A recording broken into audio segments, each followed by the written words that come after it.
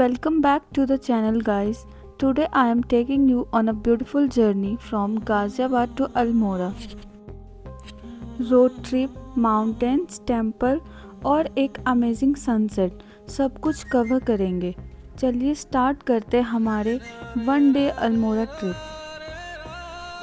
हम सुबह सुबह गाजियाबाद से निकलते हैं और हमारा रोड ट्रिप एडवेंचर शुरू होता है।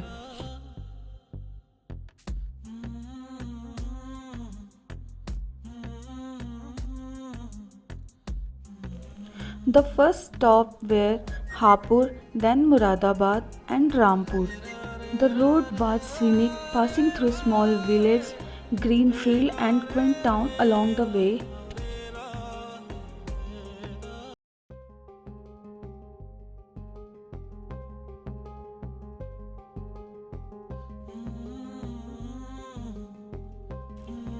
रामपुर के बाद हम रुद्रपुर से फाटक क्रॉस करके उधम सिंह नगर की तरफ गए।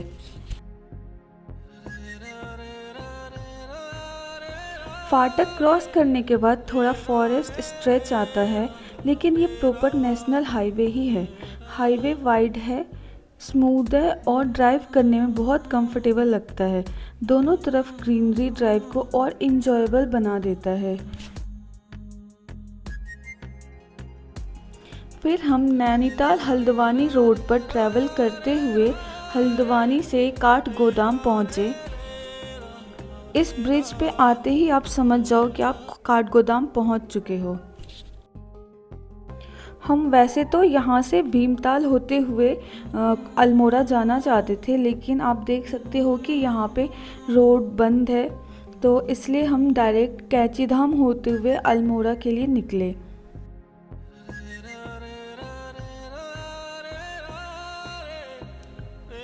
ये रास्ता ना तो नैनीताल साइड से जाएगी, ना ही भीमताल से, ये डायरेक्ट हमें कैंचीधाम पहुंचाती है। हमें कैंचीधाम पहुंचने से 1-2 किलोमीटर पहले ही काफ़ी ट्रैफिक का सामना करना पड़ा था, लेकिन हम फिर धीरे धीरे पहुंच गए कैंचीधाम। एंड सॉरी, आज मेरी आवाज़ थोड़ी अलग लग रही होगी क्योंकि मुझे सर्दी हो गई है, so please blame it on the cold.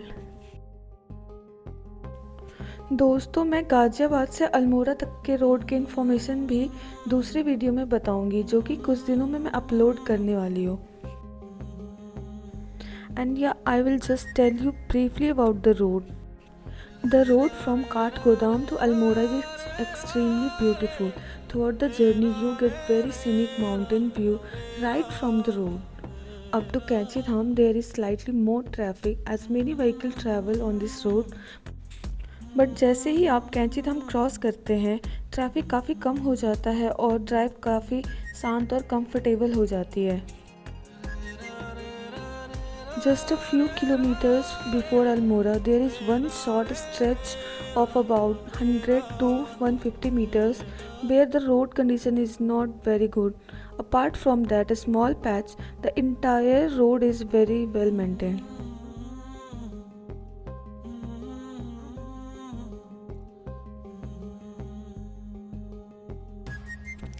Especially after Kachidham, the road becomes even better. It is wider, smoother and more comfortable to drive on. Road काफ़ी वाइड है, स्मूथ है और ड्राइव करना बहुत ही इंजॉयबल लगता है।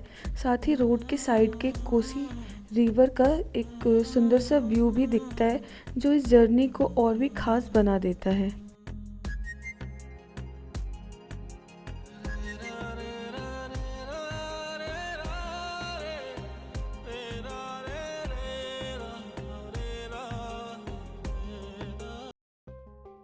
हम अल्मोड़ा लगभग 10 से 11 बजे के आसपास पहुँचे।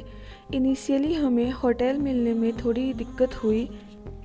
हमने KMBM, जो कि मॉल रोड से करीब 1 किलोमीटर पीछे होगा, वहाँ भी रूम देखा और मॉल रोड पर भी कुछ होटल के रूम देखे, बट किसी का या तो रेट ज़्यादा था या किसी के रूम अच्छे नहीं थे। देन फाइनली हमें मॉल रोड से 4-5 किलोमीटर पीछे एक होटल मिला, होटल करन्स इन। जब हम होटल पहुँचे तो सबसे पहले हमने रूम देखा। आप जब सीढ़ियों से नीचे जाएंगे तो आपको जो व्यू दिखेगा, खाली स्पेस है यहाँ जहाँ टेबल चेयर लगे हैं।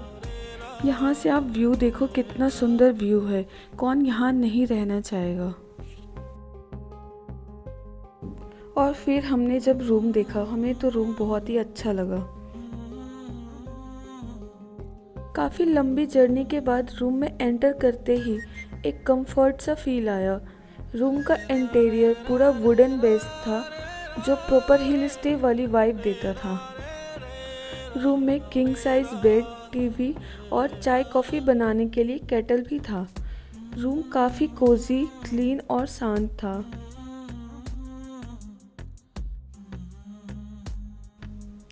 ये है बाथरूम इसका, जिसमें आप देख सकते हो कि गीज़र लगा हुआ है और बाथरूम काफ़ी क्लीन है।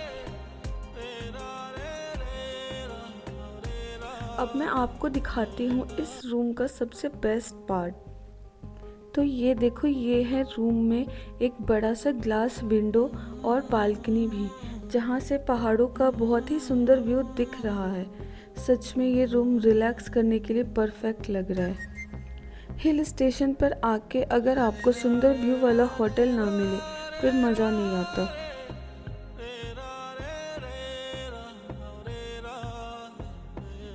फिर हम रूम में फ्रेश होके निकल गए यहाँ के टूरिस्ट प्लेसेस को कवर करने के लिए। हम सबसे पहले जागेश्वर धाम के लिए निकले। ये हमारे होटल से लगभग 40 किलोमीटर दूर था और हमें लगभग 1.5 घंटा लगा पहुंचने में।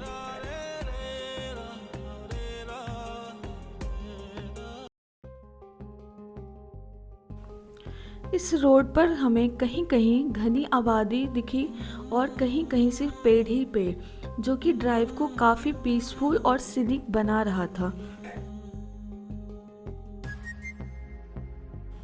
जागेश्वर धाम जाने के रास्ते में कहीं कहीं से माउंटेन व्यू भी बहुत सुंदर दिखता था। जागेश्वर धाम पहुंचकर हमने पहले पार्किंग में गाड़ी लगाई, फिर फूल और प्रसाद खरीदा और मंदिर के अंदर गए। आपको पार्किंग में गाड़ी लगाने के लिए 100 रुपीज़ उसके चार्ज देने होंगे। ये शू स्टैंड है जहां फुटवेयर उतारकर मंदिर परिसर में जाना पड़ता है।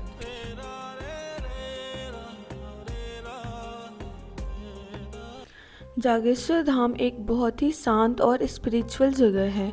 यहाँ 2 मेन टेम्पल है और उनके अलावा भी काफ़ी सारे छोटे बड़े मंदिर हैं, जैसे अन्नपूर्णा टेम्पल, केदारनाथ टेम्पल, शक्तिपीठ है एक यहाँ पे, सन टेम्पल है और भी बहुत सारे ऐसे टेम्पल हैं।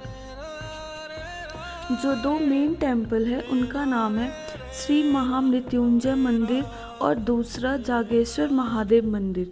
ये दोनों ही यहाँ के मेन मंदिर है जहाँ लोग फूल प्रसाद लेके जाते हैं पूजा करने के लिए। यहाँ हर मंदिर का आर्किटेक्चर काफ़ी पुराना और इंट्रिकेट है।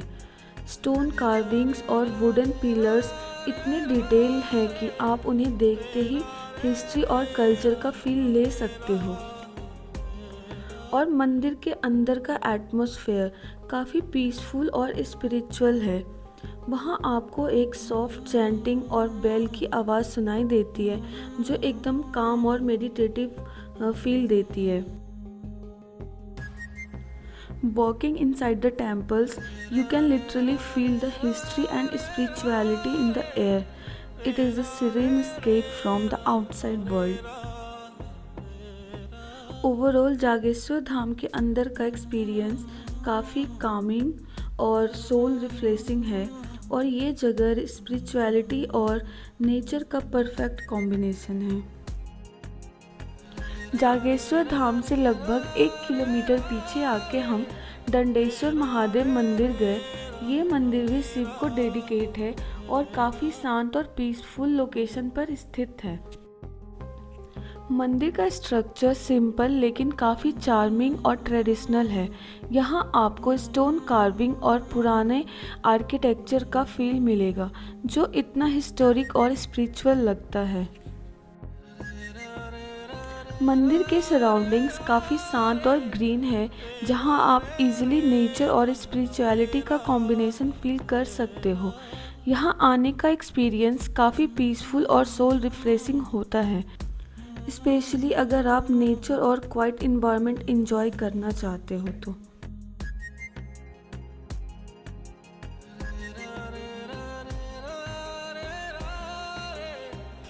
Dandeswar temple is small but so serene, surrounded by greenery, giving you a perfect moment of calm in the mountains. अब हम चलते हैं चितई गोलू देवता मंदिर, जो कि दंडेश्वर टेम्पल से 25 और जागेश्वर धाम टेम्पल से 27 किलोमीटर पीछे है। आप चाहो तो पहले गोलू देवता मंदिर में दर्शन कर फिर जागेश्वर धाम आ जाओ। हम पहले जागेश्वर धाम गए थे, फिर हम गोलू देवता मंदिर गए। चितई गोलू देवता मंदिर मन्नत के लिए काफ़ी फेमस है। यहाँ लोग अपनी विश एक कागज़ पर लिखकर मंदिर में चढ़ाते हैं और जब मन्नत पूरी हो जाती है तो यहाँ घंटी बांधते हैं।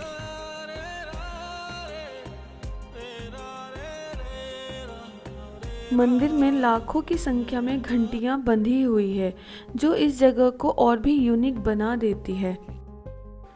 आप इतनी सारे घंटियाँ बंधे हुए देखकर समझ सकते हो कि यहाँ पे आके लोगों की एक्चुअली में विश पूरी होती है, तभी लोग घंटियाँ यहाँ बांधते हैं।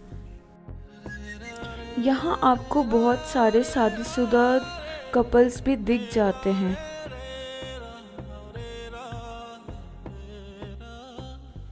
और हाँ, यहाँ बंदर काफ़ी ज़्यादा होते हैं, इसलिए आप प्रसाद संभाल कर ही रखना। अगर आप गोलू देवता मंदिर आते हो तो वहाँ पे बहुत ही बड़ा सा एक पार्किंग स्पेस है, जहाँ पे आप गाड़ी पार्क करके मंदिर के दर्शन कर सकते हो और यहाँ के चार्जेज हैं 150। लेकिन मैं आपको इस पार्किंग का सबसे बेस्ट पार्ट बताती हूँ कि यहाँ से हिमालयन पीक बहुत ही अच्छे दिखाई देते हैं अगर मौसम साफ़ हो तो। अगर वेदर क्लियर हो तो आप हिमालयन पीक्स का ब्रीथ टेकिंग व्यू देख सकते हो। पार्किंग एरिया से ही आपको नंदा देवी, त्रिशूल, नंदकोट और सराउंडिंग हिमालयन पीक के क्लियर व्यू मिलते हैं। स्नो कैप्ड पीक्स और उनके बीच का वैली व्यू एकदम सिनेमैटिक फील देता है, जैसे आपको नेचर और स्पिरिचुअलिटी दोनों एक साथ मिल रहे हों। The view of the Himalayas from here is simply mesmerizing, making the whole trip even more special. Golu देवता टेम्पल में हम दर्शन कर आ गए कसार देवी टेम्पल। गोलू देवता टेम्पल से कसार देवी टेम्पल का टोटल डिस्टेंस है 8.9 किलोमीटर। यहाँ पार्किंग थोड़ी ट्रिकी है। रोड तो ठीक ठाक है, लेकिन लास्ट 200 से 250 मीटर का रोड काफ़ी नैरो है। गाड़ी पार्क करने के बाद हमें लगभग 100 सीढ़ियाँ चढ़नी पड़ती है कसार देवी टेम्पल तक। कसार देवी टेम्पल अल्मोड़ा के सबसे फेमस और पीसफुल टेम्पल में से एक है। यहाँ की चढ़ाई थोड़ी टायरिंग लग सकती है, लेकिन ऊपर पहुँचते ही सारी थकान खत्म हो जाती है। मंदिर का एनवायरनमेंट काफ़ी शांत और पॉजिटिव लगता है। यहाँ आके ऐसा फील होता है जैसे टाइम थोड़ा स्लो हो गया हो। लोग यहाँ सिर्फ दर्शन के लिए ही नहीं बल्कि पीस और मेडिटेशन के लिए भी आते हैं। कसार देवी मंदिर के बाद थोड़ा और ऊपर जाने पर महादेव टेम्पल भी है, जहाँ पहुँचने के लिए और सीढ़ियाँ चढ़नी पड़ती है। यहाँ से पहाड़ों का व्यू और भी ज़्यादा ओपन और वाइड हो जाता है। यहाँ का एनवायरनमेंट बिल्कुल अलग ही फील देता है। भीड़ कम होती है, हवा थोड़ी ठंडी होती है और आसपास सिर्फ पहाड़ों और नेचर का साइलेंस होता है। मंदिर सिंपल है, लेकिन उसकी सिंप्लिसिटी ही उसकी सबसे बड़ी खूबसूरती है। महादेव टेम्पल से जो व्यू मिलता है वो काफ़ी ओपन और वाइड होता है। यहाँ से आप दूर दूर तक पहाड़ों को देख सकते हैं और सनसेट के टाइम ये जगह और भी ज़्यादा मैजिकल लगने लगती है। The sunset from Kasar Devi feels काम, पीसफुल एंड डीपली सूदिंग। यहाँ बैठकर पहाड़ों को देखना, ठंडी हवा महसूस करना और सनसेट का वेट करना एक बहुत ही रिलैक्सिंग एक्सपीरियंस होता है, जो कि हम किसी रीज़न से यहाँ का सनसेट नहीं देख पाए बैठ के। अगर हो सकता है कि हम कुछ देर और रुकते तो हम इस चीज़ को भी इंजॉय करके जाते।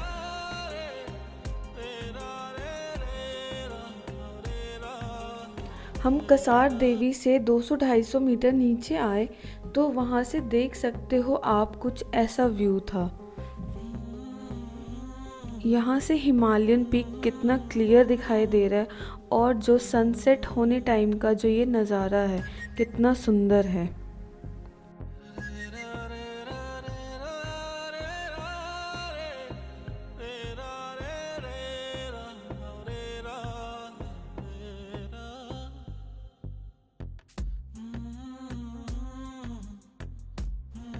सनसेट एंजॉय करने के बाद हम वापस होटल आ गए।